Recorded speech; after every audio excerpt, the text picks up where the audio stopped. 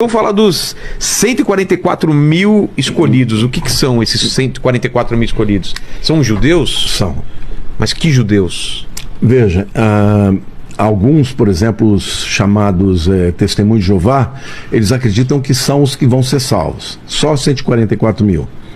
E eles acreditam que são os Testemunhos de Jeová. Mas a Bíblia, o livro de Apocalipse, diz que eles são 12 mil de cada tribo de Israel. E diz que eles são jovens que nunca tiveram relações sexuais.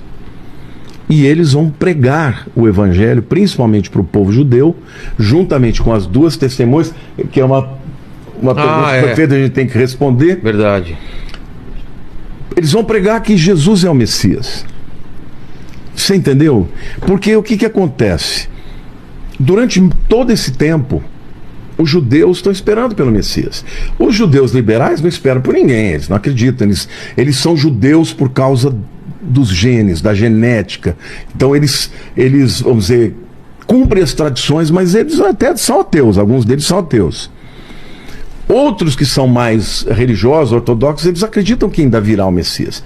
Nesse período, esses 144 mil vão pregar no mundo inteiro, provando nas Escrituras que Jesus é o Messias, Yeshua HaMashiach, como diz no hebraico. E as pessoas vão se converter. E além deles, terão dois profetas, chamados de duas testemunhas, que vão pregar nesses 3 anos e meio, vão ter poderes sobrenaturais. A Bíblia diz que eles vão mandar fechar o céu para não chover durante 3 anos e meio. Muita gente pergunta, quem são as duas testemunhas? Então, uma delas, todo mundo não tem dúvida, que é Elias. Porque os próprios judeus esperam que Eliarro, que é Elias, o nome de... que ele virá para anunciar a vinda do Messias. A Bíblia fala sobre isso. Então os judeus na Páscoa, eles deixam uma cadeira vazia, que vai que o Eliarro vem. Ah, é? É bonita essa tradição. Que legal isso. Então, um é o Elias. Elias nunca morreu. Não passou pela experiência da morte? Não passou pela experiência da morte. O segundo que nunca morreu é Enoque. Então, alguns dizem que as duas testemunhas são Elias e Enoque. Mas há aqueles que acreditam que não são Elias e Enoque, que são Elias e Moisés. Por quê? Que Moisés tem uma grande vantagem em relação a Enoque. Porque quem apareceu diante de Jesus no Monte da Transfiguração foi Elias e Enoque. Desculpe, Elias e Moisés.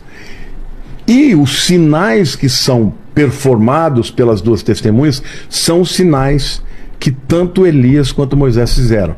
Por exemplo, diz que ele vai transformar água em sangue. Quem transformou água em sangue? Moisés. Ah, sim. Quem fez cair fogo do céu? Elias. E Moisés também.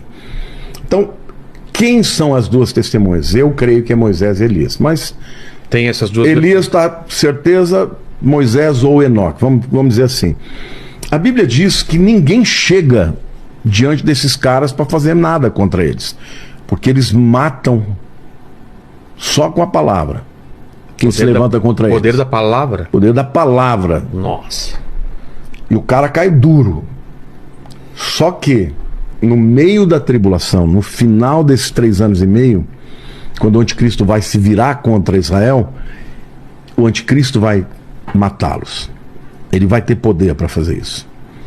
E quando isso acontecer, o Apocalipse diz que as pessoas no mundo inteiro vão trocar presentes e vão se alegrar com a morte das duas testemunhas, quando elas virem isso. Agora, olha que maluco. Com felicidade? Com felicidade, porque eles vão ser incômodos, né? Eles vão estar pregando contra o anticristo. Como inimigos. Inimigos. E vão estar pregando contra eles, dizendo, ó, se arrependam, porque está vindo o tempo do juízo. Agora, como é que o mundo inteiro vai ver isso? Se não existisse internet, se não existisse televisão. Aí diz que as pessoas vai ser transmitido online, real time, e as pessoas vão trocar presentes. Mas depois de 3 dias, a Bíblia diz que eles voltam à vida e são levados para Deus. Aí eles vão ficar desesperados. Então essas duas testemunhas.